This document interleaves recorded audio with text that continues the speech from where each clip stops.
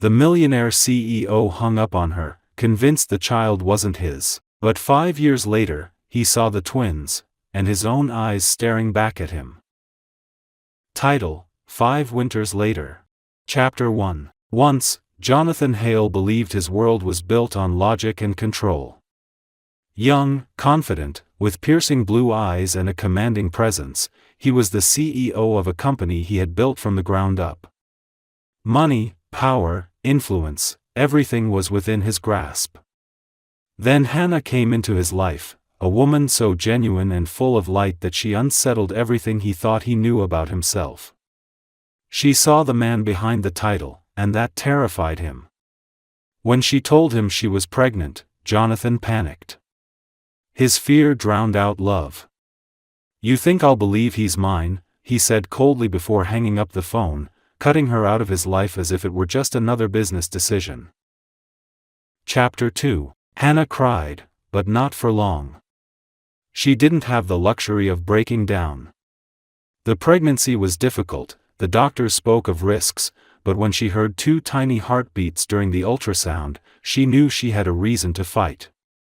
She left the city, her friends, and everything that reminded her of him. In a small coastal town, she started a new life. Months later, she gave birth to 2 boys, Noah and Liam, identical as mirrors, both with the same blue eyes that haunted her dreams. Sometimes at night, when she watched them sleep, she saw flashes of Jonathan's face, and it hurt. But she promised herself that her sons would never grow up knowing pain or rejection, even if that meant he would never know them. Chapter 3. 5 years passed. Jonathan had everything he'd ever wanted: success, recognition, and power, but the more he gained, the emptier he felt. His smiles at business meetings had become mechanical, applause from investors rang hollow. He lived in a penthouse overlooking the city, yet every morning he woke up with a strange sense of loss he couldn't explain.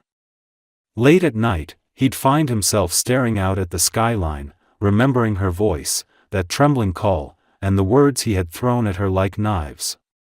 Sometimes he'd whisper to himself, "If I could just take it back." But he couldn't undo the past, or so he thought. Chapter 4. That winter evening, after closing one of the most profitable deals of his career, Jonathan stepped out of a luxury restaurant. Snow was falling softly under the glow of the streetlights. Then he heard laughter, children's laughter, pure and bright, and something in him froze. Near the fountain stood a woman in a white coat, and beside her, 2 boys were building a snowman. They had curly brown hair and bright blue eyes, his eyes. His heart stopped. He didn't need confirmation, he knew. And when the woman turned, her eyelashes brushed with snow, he saw the face he had tried and failed to forget. Hannah. Chapter 5. She saw him too. For a few seconds, neither of them moved, as if the world itself had paused. Then she took the boy's hands, ready to walk away, but his voice stopped her. "Hannah," he said, his voice cracking. She turned slowly, her expression calm but guarded. "It's been 5 years, Jonathan," she said quietly. "It's too late." He took a hesitant step closer, eyes locked on the children. "Are they?" She didn't answer, but her silence said everything. The pain in his chest was almost physical, a punishment for every choice he'd made.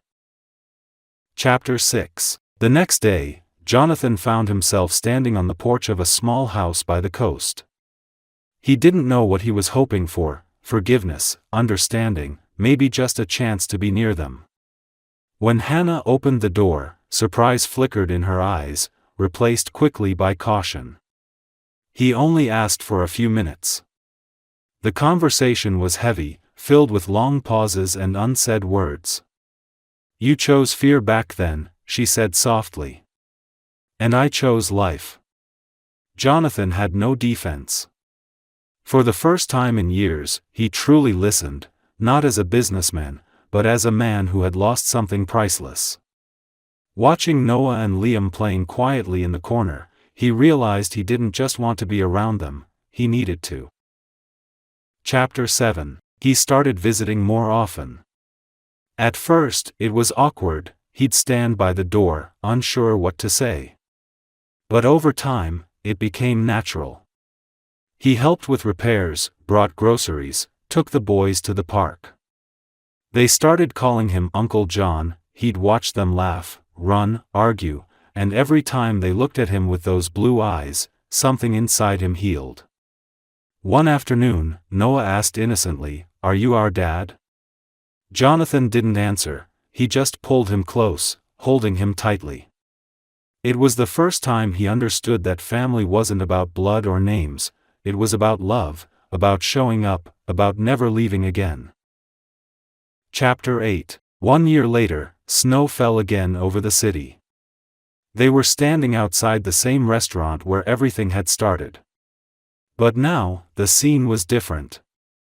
The boys held Jonathan's hands, Hannah stood beside him, her smile soft and knowing. "I didn't think you could love again," she said quietly.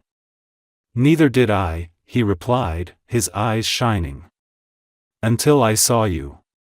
The streetlights reflected in her eyes as snowflakes landed on their hair.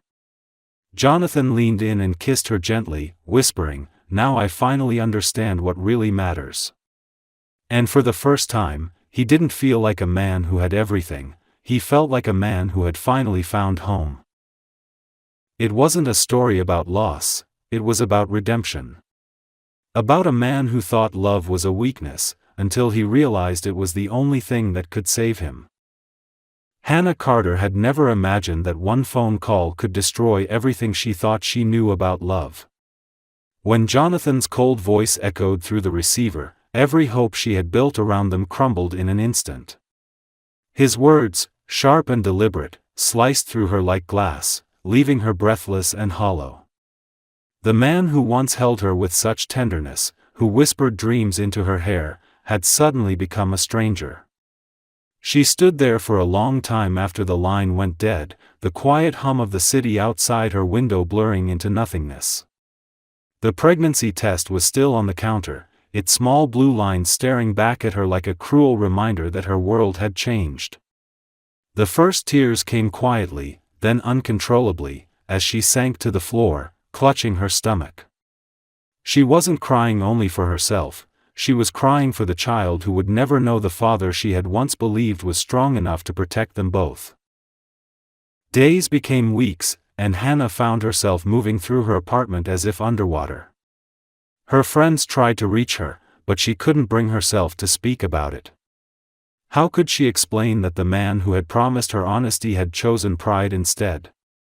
She quit her job at the company shortly after, unable to bear the sight of the office where she and Jonathan had once shared stolen glances and whispered secrets. She packed her things quietly, avoiding questions, avoiding pity. There was no place for her in that world anymore. With every passing day, her belly grew, and so did the weight of her new reality. There were moments of fear so overwhelming she could barely breathe, nights when she lay awake, her hands resting over the small swell of life inside her, whispering apologies she didn't know if anyone could hear. But even in her pain, something began to shift. It was subtle at first, like the way morning light crept through the blinds after a long night. Somewhere deep inside, a fierce, unfamiliar strength began to bloom. The pregnancy wasn't easy. The doctor visits were lonely, the medical bills daunting, but Hannah learned to survive. She moved to a smaller apartment, sold what she didn't need, and took freelance work from home to pay the rent. When she found out she was having twins, she laughed and cried at the same time. It felt like life was mocking her and blessing her all at once. She remembered sitting in the dimly lit examination room, clutching the ultrasound photo with trembling hands. Two tiny hearts. Two souls who hadn't asked for any of this but would soon become her entire reason to keep breathing. She whispered to them that day, promising she would give them the love of two parents, even if one of them would never know. When the contractions started one snowy night in December, Hannah was alone. The city outside was blanketed in white, the streets quiet except for the distant sound of traffic. She made it to the hospital in a blur of pain and panic, but when she held the two tiny, crying babies in her arms, both with the same shade of blue eyes she had once fallen in love with, something inside her healed and broke all over again. She named them Noah and Liam, names that carried softness and strength, names that felt like home. Looking at them, she felt the magnitude of her choice. She had lost everything she thought she needed, but in her arms, she held everything that truly mattered. The first months were a blur of sleepless nights and quiet miracles.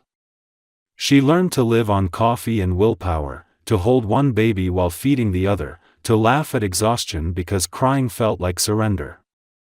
There were moments when fear clawed at her, when she wondered if she could do it alone, but every time Noah reached for her finger or Liam smiled in his sleep, her doubts faded.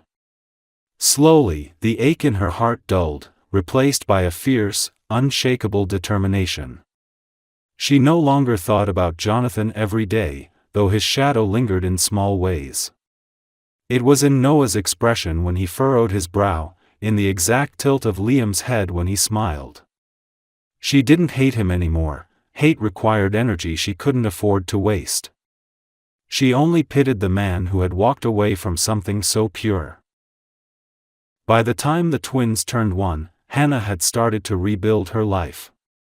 She moved to a small coastal town, far from the noise and memories of the city. The air smelled of salt and rain, and the sound of the waves became her new lullaby. She found work at a local art studio, painting murals and teaching children's classes on weekends. The people there didn't ask about her past, they only saw a kind woman with 2 bright, laughing boys. For the first time in years, she felt something close to peace. On quiet evenings, she would walk along the beach with Noah and Liam, their small hands in hers, their giggles blending with the sound of the sea. Sometimes she caught herself staring at the horizon, imagining a different life, one where Jonathan had made a different choice. But then one of the boys would tug her sleeve and call, "Mommy," and she would smile, letting the memory drift away like a wave receding into the ocean. She didn't know it then, but fate had a strange sense of timing, and the life she thought she had left behind was already finding its way back to her. 5 years had passed since Jonathan Hale had last heard Hannah's voice, but there were nights when it still echoed in his mind as if it had happened yesterday. He could remember every word of that phone call, every syllable dripping with disbelief and anger, but now, instead of pride, he only felt regret. He had built an empire in those years, expanded his company across continents, graced magazine covers, and stood at the top of every list that defined success. People called him a visionary, a genius, a self-made powerhouse. Yet, when the nights were long and the city outside his window glimmered with 1,000 lights, he felt like the loneliest man alive. His penthouse was filled with expensive silence, the kind that mocked him rather than comforted him. The sound of champagne glasses and hollow laughter at corporate parties no longer thrilled him. Every face around him blurred into the same expression, people wanting something from him, admiring him for what he could give, never for who he was. He often told himself that Hannah had been a mistake, a distraction, a chapter that ended exactly as it should have. But lies, no matter how often repeated, could never quiet the truth. He remembered her laugh, the warmth of her eyes, the way she could make him forget the world for a few hours. Those memories, once a source of irritation, had become the only things that still made him feel human. Jonathan had everything he had once thought he wanted, and yet he woke up every morning feeling like something essential was missing. He had spent his life mastering control, but control couldn't fill the void that stretched wider with every passing day. One evening, after another long day of negotiations and paperwork, Jonathan sat alone in his office. The building was quiet except for the faint hum of the city below. He stared at his reflection in the glass wall, same sharp suit, same confident posture, same empty eyes. For the first time, he truly saw what he had become. A man who traded love for ambition. A man who didn't know how to go back even if he wanted to. He leaned back in his chair, exhaustion creeping through him, and whispered under his breath, "You think I'll believe he's mine?" The words tasted bitter now, like poison he had swallowed years ago that still lingered inside him. He wondered where she was, if she had moved on, if she hated him, or if she had forgotten him completely. He told himself it didn't matter, but deep down, it mattered more than anything. Sometimes he thought about calling her, about finding out what had happened after that night, but pride always stopped him. Jonathan had spent his whole life building walls around himself. Tearing one down now felt like weakness.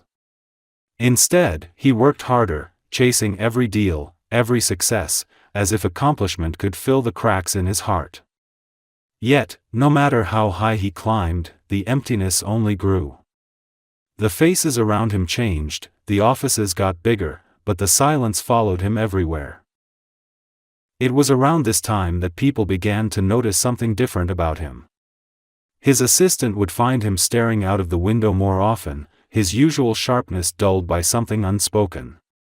His colleagues whispered that maybe he was tired, maybe he needed a break, but none of them knew that the one thing Jonathan couldn't escape wasn't work, it was memory. He started dreaming about her again, about that night when she told him about the baby.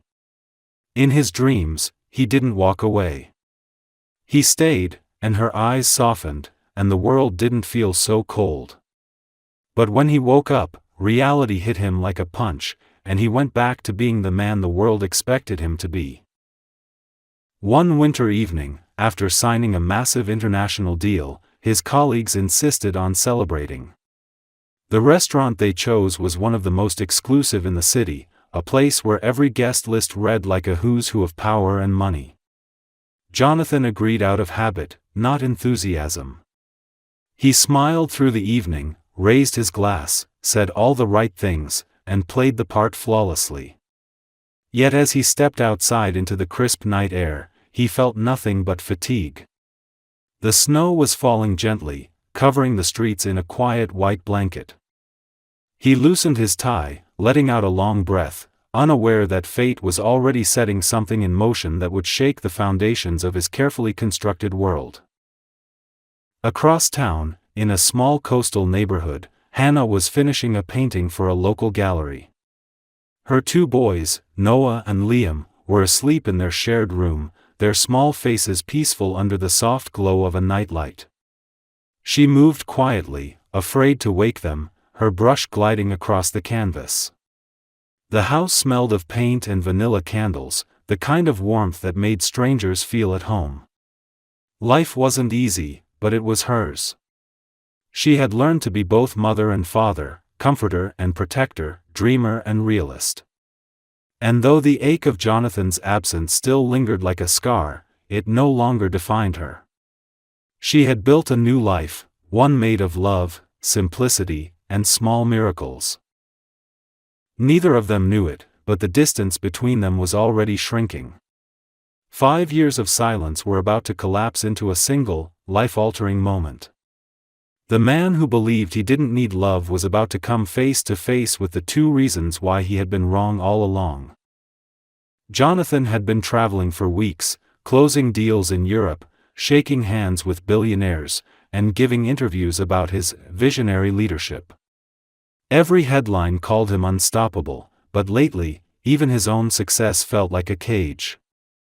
His life was perfectly orchestrated, meetings, dinners, flights, contracts, but all of it felt sterile, mechanical, lifeless. He was a man moving at the speed of light, but going nowhere inside. When he finally returned to New York, his assistant reminded him of a charity event hosted at one of his company's hotels, something he had promised to attend. He didn't care for social events anymore, but habit and image forced him to go. The lobby was full of people dressed in luxury, laughter echoing off the marble floors, champagne glasses clinking like small bells. He smiled, shook hands, exchanged empty pleasantries, and pretended to be present. But when he excused himself and stepped away from the noise toward the elevators, fate caught him off guard in the cruelest, most beautiful way possible. The elevator doors opened, and he stepped out into a quiet hallway leading to one of the hotel's private lounges. He was about to call his driver when he heard the faint sound of a child's laughter followed by a small voice.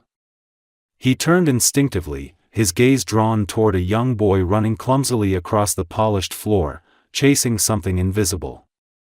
The child couldn't have been more than 5. He had soft brown curls and piercing blue eyes, the exact shade Jonathan saw every morning in his own mirror. For a moment, the world stopped. It felt like gravity had shifted, pulling him into a silence so deep it hurt. His chest tightened, his breath caught, and every carefully constructed wall he had built around his heart cracked open. Before he could even process what he was seeing, a second boy appeared, identical to the first, holding a small toy car and calling his brother's name. The two of them laughed, their voices echoing softly through the corridor. Jonathan couldn't move. His brain screamed at him that it wasn't possible, that he was imagining things, that it couldn't be what it looked like. But deep down, instinct told him otherwise. The resemblance was undeniable. The same hair, the same eyes, the same tilt of the head when they smiled, it was like looking at 2 smaller versions of himself. His pulse pounded in his ears. He wanted to step closer, to ask who they were, but before he could take a breath, he heard a voice that made his world stop again. "Hurry up, boys," a woman called softly. And when she stepped into view, Jonathan forgot how to breathe. Hannah. She was standing there, her golden hair pulled back, her blue eyes tired but still beautiful in a way that tore something inside him. She looked older, stronger, softer all at once. She wasn't the woman he had left behind, she was someone who had survived without him. She wore a simple dress, her posture poised, her hands full with the 2 boys tugging at her. For a moment, she didn't see him.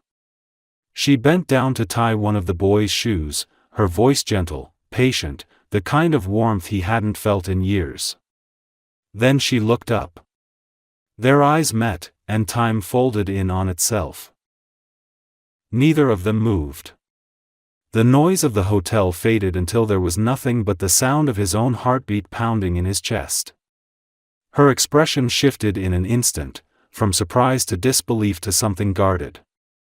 She straightened slowly, her lips parting as if to speak but no words coming out. Jonathan's throat felt dry.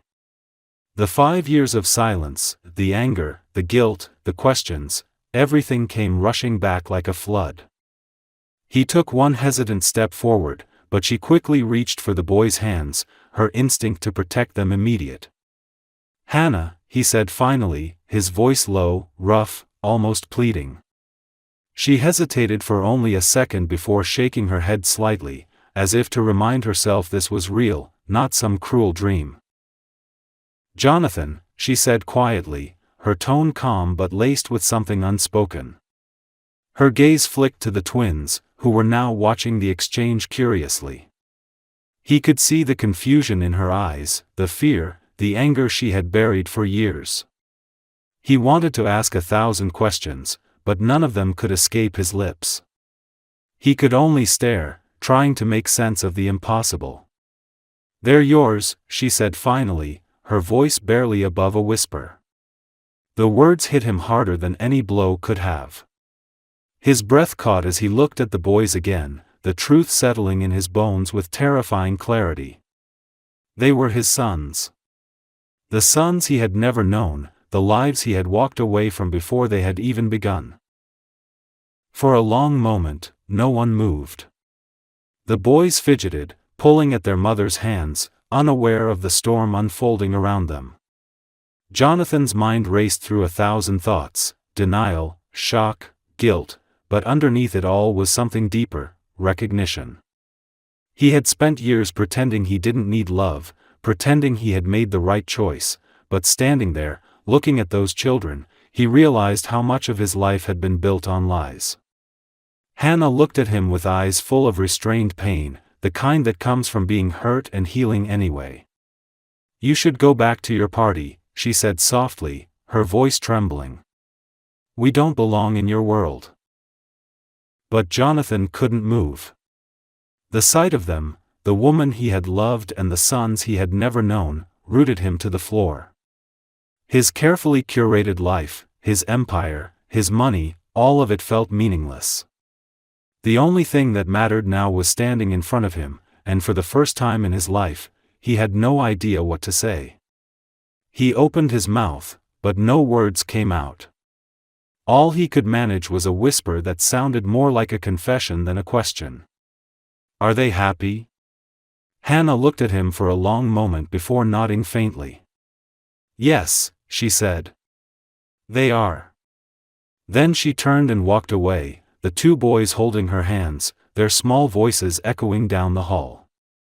Jonathan stood there long after they were gone, his reflection in the glass now that of a man who had everything but suddenly realized he had nothing at all. Jonathan didn't sleep that night. He sat in the dim light of his penthouse, a glass of untouched whiskey in his hand, staring out at the city that used to make him feel powerful. Now, it only made him feel small. The image of Hannah and the twins wouldn't leave his mind, the way her voice trembled when she spoke, the identical faces of the boys, the color of their eyes that mirrored his own. Every time he blinked, he saw them again, the way one boy clung to her hand while the other peeked curiously at him, unaware of the storm raging between their parents. He had told himself for years that he had made the right choice, that she had been manipulative, that she had wanted to trap him with a child, but that illusion had shattered the second he looked into those children's faces. They were his sons. There was no denying it, no rationalizing it, no way to erase the truth. He had walked away from them before they even had a chance to exist, and the weight of that realization hit him like a tidal wave. For the first time in his life, Jonathan felt powerless. He had always been able to fix things, with money, with influence, with control, but this was different. You couldn't buy back time, you couldn't undo absence. All the years he had spent chasing success suddenly felt meaningless when he thought about the birthdays he had missed, the first words he hadn't heard, the moments he would never get back. He closed his eyes and remembered the way Hannah had looked at him, strong, cautious, but undeniably heartbroken. He had hurt her in a way that couldn't be undone, and somehow, she had survived without him. That realization alone filled him with a strange mixture of admiration and regret. In the morning, he went to his office earlier than usual, but he didn't open his laptop. He sat behind his desk, lost in thought, while his assistant knocked twice before entering. "Are you all right, Mr. Hale?" she asked cautiously. Jonathan forced a nod, muttering something about being tired, but even as he spoke, his mind was elsewhere. He couldn't focus on the reports or the contracts piling up in front of him. The numbers blurred on the screen. For once, business didn't matter.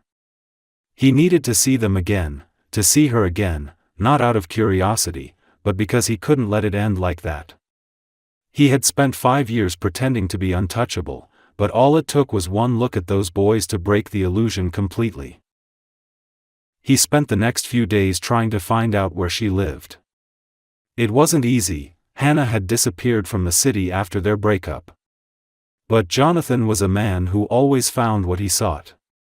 When he finally tracked her down to a small neighborhood outside the city, he didn't tell anyone. He got into his car one afternoon and drove there himself, unsure of what he would say or how she would react. The closer he got, the faster his heart pounded. He parked across the street from a small, cozy-looking house with white shutters and a small garden. Through the fence, he could see 2 small figures playing with a ball on the grass. Their laughter carried through the air, light and pure, and for a moment, Jonathan couldn't breathe. One of them fell, and the other rushed to help him up, their voices filled with joy and innocence. It was such a simple, beautiful moment, and he realized it was something he had never experienced with them. He watched silently, his chest tightening with a mix of love and guilt. Then he saw her. Hannah stepped out onto the porch, her hair glinting in the sunlight, her face calm but alert. She called the boys to come inside for lunch, and as they ran toward her, Jonathan's throat tightened again. She looked happy. Not extravagant or carefree, but content. There was a serenity about her that he hadn't seen before. He wanted to go to her, to say something, but his courage faltered.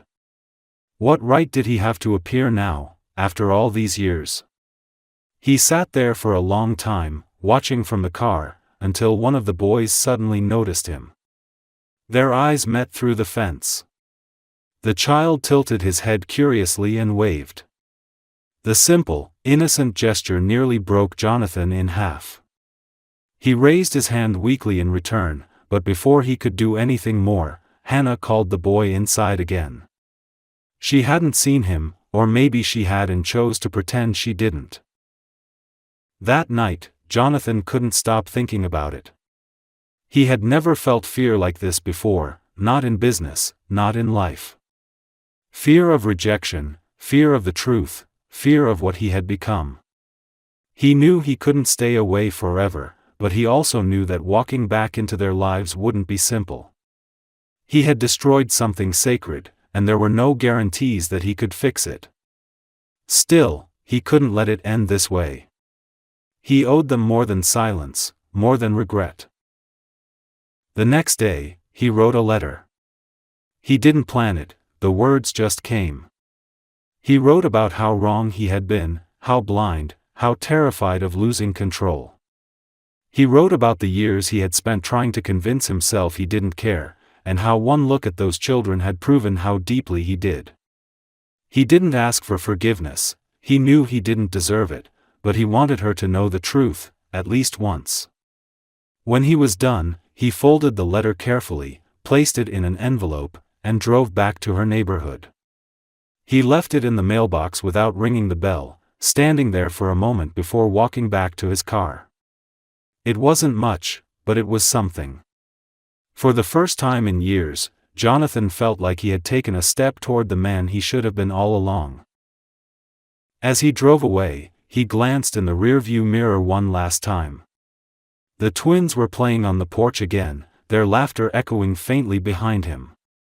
He whispered their names softly, names he had only heard in passing, Noah and Liam, and a quiet promise formed in his chest. He would make things right, no matter how long it took, no matter how much it hurt. Because for the first time in his life, Jonathan Hale knew what it truly meant to lose everything, and what it would take to earn it back. The morning after leaving the letter, Jonathan couldn't focus on anything else. Every meeting, every phone call, every task felt like static noise compared to the single question echoing in his head: had she read it? He checked his phone constantly, even though he hadn't left his number. He told himself he wasn't waiting for a reply, but the truth was, he was desperate for one. He had spent his entire life making decisions and watching results unfold exactly as planned, but this time, he had no control over what would happen next. For the first time in years, the fate of something that mattered deeply to him was completely out of his hands. That day in the office, he found himself staring blankly at spreadsheets while his assistant repeated his name for the third time. When she finally got his attention, he realized he had been holding a pen without writing a single word for almost 20 minutes.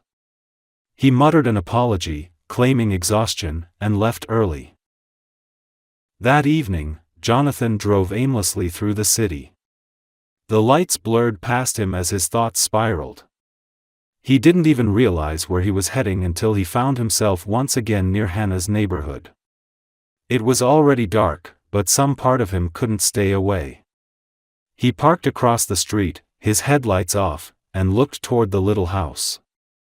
There was light spilling through the curtains, a soft golden glow that looked like home. He could see silhouettes moving inside, one small and two even smaller. The sound of laughter reached him faintly through the winter air. The boys were awake, probably playing before bedtime. He imagined them in pajamas, Hannah reading them a story, and his chest tightened painfully. He had missed everything: first words, first steps, first nights of fever and fear, and now he was standing outside like a stranger peering into a life that should have been his too. He was about to drive away when the front door opened. Hannah stepped outside, her hair tied loosely, her sweater oversized, her expression unreadable. She had something in her hand, a small envelope. His heart skipped a beat. The letter. She looked at it for a long moment, as if debating what to do with it, then glanced up at the quiet street. Even from the car, Jonathan could see the hesitation in her eyes, the conflict of emotions, hurt, anger, disbelief, but also something softer, something like sorrow. She stood there for a while before finally turning and going back inside. He sat there long after she disappeared, feeling the weight of years pressing down on him. The next few days were unbearable. He tried to distract himself with work, but the world he had once controlled with ease now felt suffocating. Every boardroom, every handshake, every success seemed hollow. His colleagues noticed the change, though no one dared to mention it. Jonathan Hale was known for being unshakable, a man whose composure was legendary. But now his silence felt different, heavier. When he did speak, his tone lacked the fire that once commanded entire rooms. It wasn't until the end of the week that something shifted. He received an email from an unknown address. There was no subject line, only a single message: "We need to talk." He knew immediately it was from her. His pulse quickened as he stared at the words, reading them over and over as if they might vanish. She hadn't signed her name, but he didn't need to see it. He could almost hear her voice in the short, restrained tone. The email contained an address, an old coffee shop downtown they used to go to when things were still simple, before everything had fallen apart. He didn't reply. He simply grabbed his coat and left the office, ignoring his assistant's calls as he stepped into the cold evening. When he arrived, the coffee shop was half empty, the soft hum of quiet conversations filling the air. Hannah was already there, sitting near the window. She looked up when he entered, her gaze steady but distant. He approached cautiously, unsure whether to smile or apologize first. She gestured for him to sit, her posture calm but guarded. For a long moment, neither of them spoke. He wanted to reach across the table, to say everything he'd rehearsed in his head, but the words caught in his throat. Finally, she broke the silence. "I wasn't going to read it," she said quietly, her fingers wrapped around a cup of coffee. "But I did." Jonathan exhaled, relief and fear mixing inside him. "And?" he asked, his voice barely audible. She looked out the window for a moment before turning back to him. "You said you were sorry," she said slowly. "But Jonathan, sorry doesn't change the years we lost. It doesn't change the nights I spent alone with two newborns who cried for hours while I tried to remember how to breathe." Her voice trembled, but she didn't cry. She had learned how to be strong long ago. "You broke me," she continued, "but I had to rebuild myself because I didn't have a choice. And now you show up and tell me you've realized everything? What am I supposed to do with that?" He didn't try to defend himself. There was nothing he could say that would erase what he'd done. He lowered his gaze, his hands trembling slightly. "You don't have to forgive me," he said quietly. "I just needed you to know that I see it now. All of it. What I lost. What I threw away." He paused, his throat tightening. "I'm not asking for a second chance. I want to know them. Even if it's from a distance." Hannah's eyes softened slightly, but she didn't answer right away. She looked at him as if studying the man she once knew and the man sitting before her, trying to decide if they were the same or entirely different. Finally, she spoke. "They don't know about you," she said. They know their father isn't here, but they don't know why. Jonathan nodded, feeling a sting behind his eyes. Then maybe it's time they do, he whispered. She hesitated again, then sighed. I don't know, Jonathan. I can't just let you walk in and confuse them. He leaned forward slightly, his voice steady but filled with emotion. I understand. But I'll wait. However long it takes. When they left the coffee shop, the air outside was sharp and cold. They stood for a moment on the sidewalk, the silence between them heavy but different now, less like a wall, more like a bridge waiting to be crossed. Hannah gave a small nod before walking away, and Jonathan watched her go, the faint hope that had been extinguished for years flickering to life again. That night, for the first time in half a decade, he slept without the ache of emptiness clawing at his chest. He didn't know what would come next, but he knew he wasn't done fighting for it. The next few weeks were a test of patience Jonathan had never experienced before. He had spent years mastering the art of control, commanding people and situations with confidence that bordered on arrogance, but now, every ounce of that confidence was gone. Each day felt like walking a tightrope suspended between hope and regret. After the meeting with Hannah, something inside him had shifted. For the first time, he wasn't thinking about the next deal or the next business move, he was thinking about the small faces that looked like him, the ones who didn't know he existed. He wondered what they liked, what made them laugh, what frightened them at night. The thought of how much he'd missed gnawed at him relentlessly. Every time he saw a father holding his child, he felt the ache of absence settle deeper in his chest. One morning, when the fog outside his apartment hadn't yet lifted, his phone buzzed. It was a message from Hannah. It was short, almost hesitant. If you want to meet them, you can. Saturday. 10 a.m. at the park near our house. He read it 3 times, his pulse quickening with disbelief. He typed a response and erased it twice before finally settling on a simple, I'll be there. The next 2 days were torture. He couldn't think, couldn't focus, couldn't even eat properly. His mind was consumed with the question of what he would say when he saw them. Would they like him? Would they even want to talk to him? He felt more nervous than he had before any negotiation or press appearance in his life. When Saturday came, the sky was pale and cloudless, the air sharp but bright. Jonathan arrived early, sitting in his car across from the park, watching families drift in and out. His heart raced every time he saw a child with dark curls or blue eyes, thinking for a moment it might be them. When Hannah finally appeared, he froze. She looked casual yet graceful, wearing a simple coat and jeans, her hair loose around her shoulders. And beside her were 2 identical boys, bundled in small winter jackets, their laughter cutting through the morning air. They ran ahead of her toward the playground, their voices light and full of life. Jonathan stepped out of the car slowly, as if afraid that one wrong movement would shatter the moment. He walked toward them, his hands trembling slightly. Hannah turned as he approached. For a moment, their eyes met, and though her expression was calm, he could see the storm of emotion behind it. You came, she said quietly. I said I would, he replied. The boys noticed him then. One of them stopped running and stared curiously, tilting his head in a way that made Jonathan's heart twist. The other boy ran back to Hannah, tugging at her coat and whispering something. She knelt down, said something softly, then gestured for them to come closer.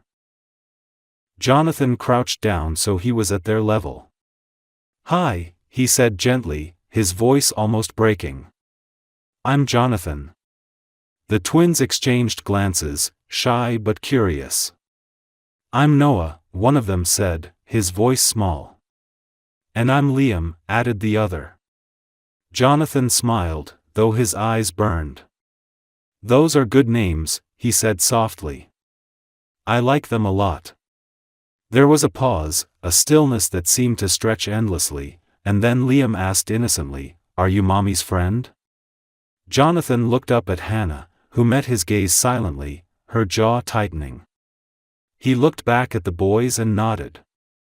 "Yes," he said after a moment. "A long time ago, I was." They didn't seem to sense the weight behind his words. They smiled politely and ran back to the swings, calling for him to push them. Hannah hesitated, watching him. He took a breath and followed. As he pushed the swings, listening to their laughter, something inside him cracked open completely. Each sound, each smile, felt like a piece of him that had been missing was finally being returned. He felt tears sting his eyes, but he blinked them away quickly, not wanting to scare them. Hannah stood nearby, arms crossed, her expression unreadable, but every so often, he caught her looking at him, her eyes softening for just a moment before she looked away again. When they finally sat down on the bench together, the boys playing a few feet away in the sand, the silence between them was heavy but not hostile. Jonathan stared ahead, his voice quiet when he spoke. "I don't know what you told them," he said. "I don't know what story they grew up hearing about me. But whatever it was, I'll respect it." Hannah didn't answer at first. She looked down, fidgeting with the zipper of her coat. "I told them their dad wasn't ready," she said finally. "That he loved them, but he didn't know how to be there." Jonathan swallowed hard, his throat tight. "That's more mercy than I deserved," he said quietly. She turned to look at him then, her expression soft but tired. "They're good boys," she said. "They're happy. I didn't want them to grow up with bitterness." He nodded, unable to speak for a moment. "Thank you," he finally managed. The boys came running up then, shouting about a game they wanted to show him. He smiled through the lump in his throat and followed them again. For the first time in years, laughter came easily to him. It wasn't forced or polite, it was real, raw, and full of something he hadn't felt in years: belonging. When the sun began to set and the cold started to creep in, Hannah called the boys over. They hugged her legs, tired but happy, their cheeks red from the cold. Before they left, Noah turned back and waved. "Bye, Jonathan," he called out. "Will you come again?" Jonathan froze, his heart aching.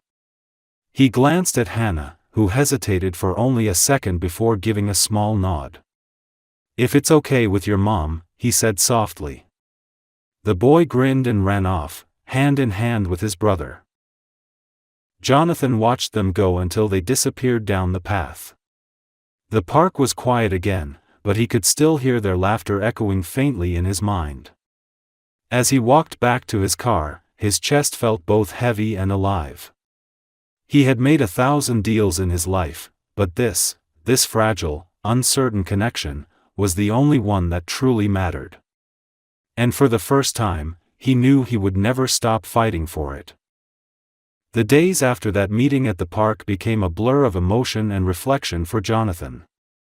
Something inside him had shifted permanently. It wasn't just guilt anymore, it was love, fierce and consuming, for two little boys he barely knew but who already meant more to him than his entire empire. He started showing up at the park every weekend, careful not to overstep, always waiting for Hannah to give the smallest nod before approaching them. At first, it was awkward. The boys treated him like a friendly stranger, someone who pushed them on swings or helped them build sandcastles. But slowly, subtly, that distance began to fade. They started asking him questions: what his favorite color was, if he liked dinosaurs, if he could come to see them play soccer one day. Each question felt like a thread weaving him into their world. Hannah watched it all quietly, never interfering, though her expression often betrayed how conflicted she felt. There were moments when she smiled faintly watching them together, and others when she looked away quickly, as if trying to protect herself from the sight. One afternoon, after the boys had run ahead to chase a ball, Jonathan turned to her and said softly, "You don't have to let me do this." She frowned slightly, unsure what he meant. "Be with them," he clarified. "After what I did to you, I wouldn't blame you if you told me to disappear again." She was silent for a long time before answering. "You're good with them," she said finally. "And they like you. I won't take that away from them. But don't mistake that for forgiveness." Her words stung, but they were honest, and Jonathan respected her all the more for that. He didn't want forgiveness handed to him like a gift. He wanted to earn it, day by day, moment by moment. Weeks turned into months, and gradually, the rhythm of their lives began to change. Jonathan learned how to be patient, how to listen, how to let go of control. The boys began to trust him fully. They called him John at first, then Johnny, and one day, without realizing it, one of them slipped and said, "Dad." The world seemed to stop spinning for a moment. Jonathan froze, the air catching in his throat, and Hannah, who had been standing nearby, turned sharply. The boy didn't notice what he'd said and kept talking, but Jonathan's hands trembled. Later, when they were alone, he whispered to Hannah, "I didn't ask him to call me that." She looked at him for a long moment before replying quietly, "I know." There was a storm brewing one evening when Jonathan stopped by their house for the first time. It wasn't planned. He had been driving home from work when he saw Hannah struggling to carry groceries in the rain while keeping the boys close to her side. Without thinking, he pulled over and ran to help. The rain soaked through his shirt instantly, but he didn't care. He took half the bags from her arms and followed her inside. The house was warm and small but filled with life, children's drawings taped to the fridge, toys scattered across the floor, the faint smell of cookies in the air. For a moment, Jonathan just stood there, taking it all in. It was nothing like the cold perfection of his penthouse. It felt like something real, something he had been missing all along. After the storm passed, they sat in the living room, the boys asleep on the couch, small blankets tucked around them. Hannah made him tea, and for a while, they just listened to the rain tapping against the windows. "You've changed," she said suddenly, her voice quiet but sincere. He looked at her, surprised. "Maybe," he said after a moment. "Or maybe I finally stopped pretending I didn't care."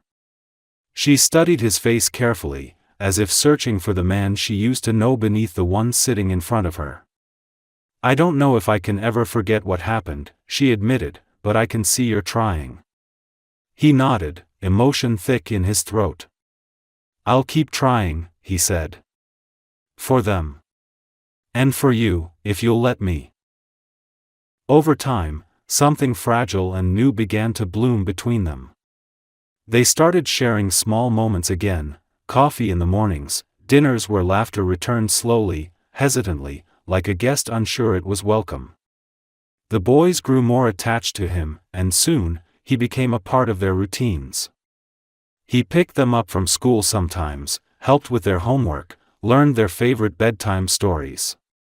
Each little moment chipped away at the walls he and Hannah had built between them. One night, after putting the twins to bed, he found Hannah standing by the window, looking out into the quiet street. "They adore you," she said softly. "You know that, right?" He nodded, his voice low. "They saved me." She turned to look at him, and something unspoken passed between them, something warm and real, something that had been lost years ago but wasn't entirely gone. When winter came again, Jonathan realized a full year had passed since he first saw them at the restaurant. His life had changed completely. He no longer spent every waking hour buried in work. His office walls were covered with drawings the twins had made for him, and his phone background wasn't a company logo anymore. It was a photo of the four of them, taken at the park on a sunny day. One evening, as snow began to fall outside, he took Hannah and the boys to see the city lights. The boys ran ahead, laughing, while Hannah and Jonathan walked behind, their shoulders brushing occasionally. "You know," he said quietly, "if someone told me 5 years ago this is where I'd end up, I would have laughed in their face." She smiled faintly. "And now?" He looked at her, his voice steady. "Now I can't imagine being anywhere else." That night, when they got home, the boys fell asleep instantly, exhausted from the excitement.